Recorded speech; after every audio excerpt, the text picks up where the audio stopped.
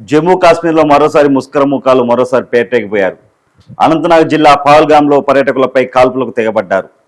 బైస్టాండ్ లోయలోని మైదానంలో వివరిస్తున్న పర్యాటకులపై చుట్టుముట్టి విచక్షణరహితంగా కాల్పులు జరిపారు. ఈ ఘటనలో మొత్తం 28 మంది ప్రాణాలు కోల్పోయారు. మహిళలు, చిన్నారులను వదిలిపెట్టి పురుషులను లక్ష్యంగా దాడి చేశారు.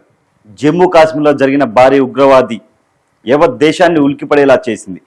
ప్రధానమంత్రి నరేంద్ర మోడీ సౌదీ అరేబియా పర్యటనలో ఉండగా అదే సమయంలో అమెరికా ఉపాధ్యక్షుడు జేడీ వాన్స్ భారత్లో పర్యటిస్తున్నారు.